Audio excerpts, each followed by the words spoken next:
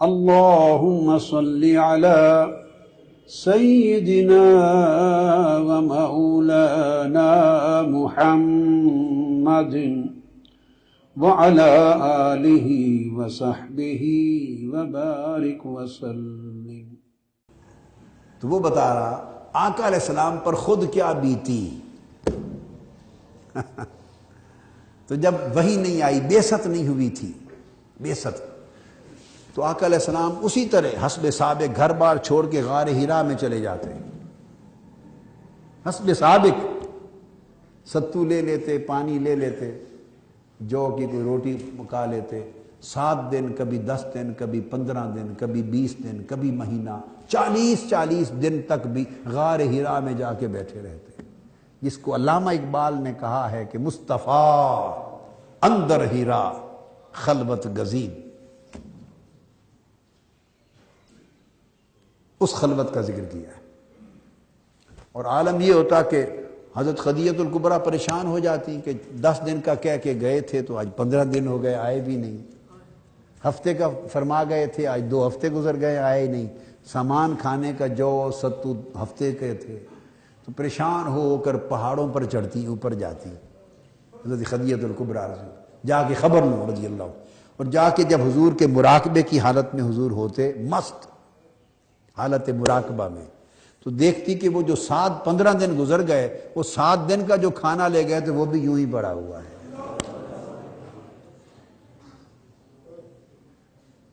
تو ذکر کی مستی جو ہے وہ کھانا پینا بلا دیتی تھی،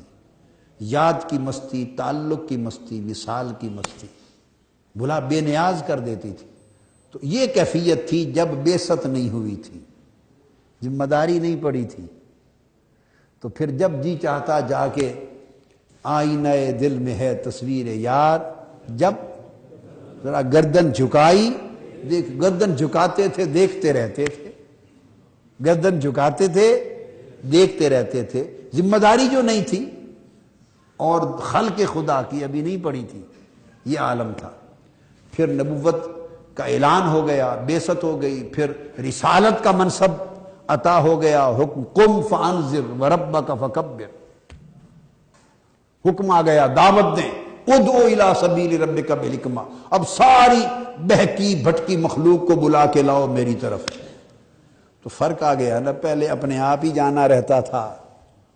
پہلے اپنے آپ ہی جانا رہتا تھا، اب حکم آ گیا کہ ساری مخلوق کو بلا کے لایا کرو۔ تو پہلے خلوت رہتی تھی، اب میری جلوت، پہلے صرف واسطہ اسی خالق سے رہتا تھا، اب ہر وقت مخلوق سے واسطہ رہا، اس کو بلا رہے ہیں، کوئی پتھر مار رہا ہے، کوئی گالیاں سنا رہا ہے، کوئی زخمی کر رہا ہے، کوئی مانتا ہے، کوئی نہیں مانتا، ادھر بلا رہے ہیں، ادھر بلا رہے ہیں، حتیٰ کہ کوئی جنگ کر رہا ہے، کبھی بدر میں پھرتے ہیں، کبھی احد میں پھرتے ہیں، کہاں غار کی خلوتیں اور لذتیں، اور کہاں بدر اور احد کی تلواریں اور پتھر۔ وہ زندگی کے رنگ ہی بدل گئے، زندگی کے رنگ ڈھنگ بدل گئے۔ اب وہ جو کیفیت تھی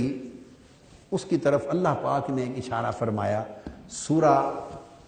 الم نشرح لک صدرک الانشراح میں، معراج کا جو فیض ہوا، معراج کا جو فیض ہوا، پھر معراج کا سفر ہوا، تو پھر اور بھڑک اٹھی کہ وہ تو غار، وہ مراقبے کی لذتیں تھیں، اور وہ مراقبے کی لذت بڑھتے بڑھتے جب بے حجاب دیدار کی لذت میں بدل گئی، جا کر مراقبے کی لذت جب دیدار کی لذت میں جا بدلی تو پھر کیفیت ہی کچھ اور ہو گئی۔ اب وہ یاد ستاتی تھی، کیا وہ یاد ستاتی تھی، اور فرصت ملتی نہیں تھی، وہ شب و روز ماہ و سال کہاں، غالب کا ہے غالباً، جی ڈھونڈتا ہے پھر وہی فرصت کے رات دن، بیٹھے رہیں تصور جانا کیے ہوئے۔ مگر وہ دوسرا میں کہہ رہا تھا کہ وہ شب و روز ماہ و سال کہاں، فرصت کاروبار عشق کسے، اس سے طبیعت پہ بوجھ ہوتا رہتا تھا کہ باری تعالیٰ اب تیرا حکم ہے۔ اب حضور علیہ السلام کی زبان اقدس سے نہیں، میں ویسے بتا رہا ہوں کہ اگر کوئی اور انسان اور بشر ہو، کوئی اور انسان اور بشر ہو، اور وہ خلوت، وہ لذت، کبھی ہجر کی کبھی وصال کی، وہ دور ہو جائے وہ ماحول، تو وہ کہے گا مولا تعالیٰ کس کھبیڑے میں ڈال دیا۔ آقا علیہ السلام کی بات نہیں کر رہا، ویسے سمجھانے کے لیے مثال دے رہا ہوں۔ آپ ہوں، ہم لوگ ہوں، اور ایسی وہ ایک خاص ماحول نہ رہے جس کو میں نے کہا کہ اب شب و روز ماہ و سال کہاں، وہ کیفیت جو نگاہ جھکا کے تک لیا وہ نہ ملے، فرصت نہ ملے، تو بندہ کہتا ہے کہ کس گبیڑے میں ڈال دیا۔ وہ بیٹھتے تھے غار ہرا میں، 40 دن پوچھتا ہی کوئی نہیں تھا، بس گردن جھکا کے تھے، آئینہ یار آئینہ دل میں تجھ کو دیکھتے تھے۔ کبھی وصال ہوتا تھا، کبھی ہجر ہوتا تھا، کبھی پردہ، کبھی چلمن ہوتا تھا، کبھی خرمن ہوتا تھا۔ تو اب وہ فرصتیں نہیں رہی، تو ہم تو ایسا ہی کہیں گے نا، لیکن نہیں۔ اب آقا علیہ السلام کی کیفیت ہوئی تو زبان اقدس سے تو نہیں، جو کہ منصب رسالت تھا اور بڑا اونچا منصب تھا، مگر اس کیفیت اور ماحول کے بدل جانے سے ایک بوجھ رہنے لگا، بوجھ۔ اس بوجھ کا ذکر کیا ہے سورہ انشراح میں، الم نشرح لک صدرک ووضعنا عنک وزرک۔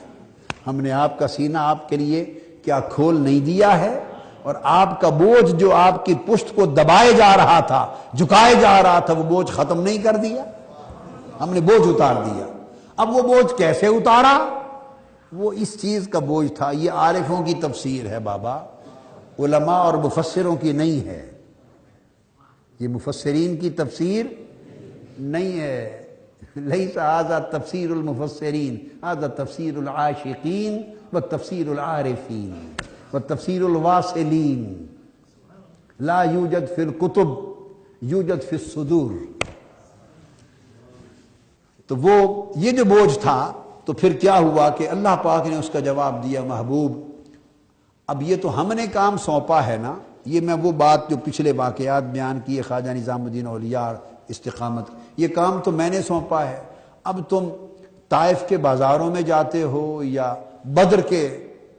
میدان میں جاتے ہو، یا احد میں جاتے ہو، یا پتھر کھاتے ہو میرے محبوب، لوگوں کو بلاتے ہو، سارا دن ان کی غمخواری کرتے ہو، مخلوق کے ساتھ وقت گزارتے ہو، تو میں نے ہی سونپا ہے نا، کام تو میرا ہے۔ اب اگر اس کام کو آپ ہنسی خوشی انجام دے رہے ہیں، مگر وہ جو ذاتی وصل و خلوت کی لذتوں سے دور ہو جانے یا اس سے محروم ہونے کا بوجھ طبیعت پہ رہتا ہے، تو محبوب ہم کیا کرتے ہیں؟ آپ کا بوجھ اتارتے ہیں، آپ کے جلوت کو ہی خلوت بنا دیتے ہیں، آپ کے ہجوم کو ہی تنہائی بنا دیتے ہیں۔ آپ رہیں گے مخلوق کے ساتھ رات دن، ان کو ہدایت کی طرف بلانے پہ مصروف رہیں گے، تو جسم آپ کا یہاں رہے گا اور من، قلب و روح آپ کی وہاں رہے گی، تو ظاہر آپ کا ہجوم میں ہوگا، باطن آپ کا میرے ساتھ تنہائی میں رہے گا۔ لہذا وہ جو کیفیت آپ کو تنہائی میں لمحوں میں ملتی تھی، ہم نے وہ دوامی کر دی ہے۔ آپ جہاں رہیں، بازار میں رہیں، دعوت میں رہیں، تبلیغ میں رہیں، میدان جہاد میں رہیں، مخلوق کی رہنمائی میں رہیں، واعظ و رشد میں رہیں، اب جہاں جس حال میں رہیں، تن آپ کا یہاں رہے گا، من آپ کا وہاں رہے گا۔ تو جب آقا علیہ السلام کے لیے یہ کھول دیا، یہ راستہ کھول دیا، اس کھلنے کو اس نے کہا الم نشرح لک صدرک، ہم نے آپ کے سینے کو کھول دیا۔ وہ یہ کھولنا تھا کہ وہ فرق مٹا دیا، ہم نے وہ فرق مٹا دیا۔ تو پھر آقا علیہ السلام کو یہ فیض ملا، اور پھر حضور کا جب فیض ملا تو وہ تو آپ کی شان کے لائق تھا، وہ تو آپ کی شان اور آپ کے مرتبہ کے لائق تھا۔ لہذا آقا علیہ السلام زندگی میں جو عمل بھی کرتے، حتیٰ کہ حقوق ازدواجی بھی ادا فرماتے، تب بھی واصل باللہ رہتے۔ یہ معرفت محمدی ہے، اس کو مقام نبوت محمدی کی معرفت کہتے ہیں۔ حتیٰ کہ آقا علیہ السلام ازواج مطہرات کے جھرمٹ میں بیٹھے ہیں، حسن و حسین کو کندھوں پہ کھلا کے کھیل رہے ہیں، ان کی زبان منہ میں لے کر چوس رہے ہیں حسین کی زبان۔ مصروف دیکھنے والا سمجھتا ہے اولاد، بیوی بچوں، گھر والوں اور اپنے احبہ اور اقارب کے ساتھ مصروف ہیں، تو دیکھنے والا تن کو مصروف یہاں دیکھتا مگر من خدا کے ساتھ شاغل رہتا، اور ہر وقت فرش اور زمین پر جب جس حال میں، جس مقام پر، جس عمل میں، جس شغل میں، جس فرض کی ادائیگی میں جس طرح مصروف رہتے، من حضور کا کعبہ قوسین پہ رہتا۔ تو وہ جو فرمایا محبوب، وہ وقت تھا پہلے، ایک وقت تھا کہ کعبہ قوسین کی لذتوں کے لیے وہاں بلایا تھا، اب سینہ کھولنے کا معنی یہ اب کعبہ قوسین کو تیرے پاس بھیج دیا ہے۔ پہلے کعبہ قوسین کی لذت وصل کو لینے کے لیے تو وہاں آیا تھا، یا کہیے کہ میں وہاں تجھے لے کر گیا تھا۔ اب جب میں نے تمہیں اپنی ڈیوٹی دے دی، منصب دے دیا، دعوت کا، نبوت کا، رسالت کا، رشد کا، ہدایت لوگوں تک پہنچانے کا، دعوت الی الحق کا، جب میں نے اپنا فریضہ دے دیا، محبوب تو بے دھڑک یہ کام کر، وہ جو کعبہ قوسین کی لذت لینے گیا تھا وہ کعبہ قوسین تیرے پاس آ گیا ہے، ہر وقت وہ کعبہ قوسین تیرے سینے میں رہے گا۔ تو اب جہاں بھی جائے سینہ تو جدا نہیں ہے نا، اب کعبہ قوسین صدر مصطفیٰ ہے۔ یہ تفسیر ہے علم نشرح لک صدرک، آپ کا سینہ ہم نے آپ کے لیے کھول دیا، یعنی ایسا کھولا کہ خود سینہ مصطفیٰ کو کعبہ قوسین بنا دیا۔ تو محبوب جہاں بھی رہے کعبہ قوسین تیرے اندر ہے، کعبہ قوسین تیرے اندر ہے۔ الصلاة والسلام عليك يا سيدي يا رسول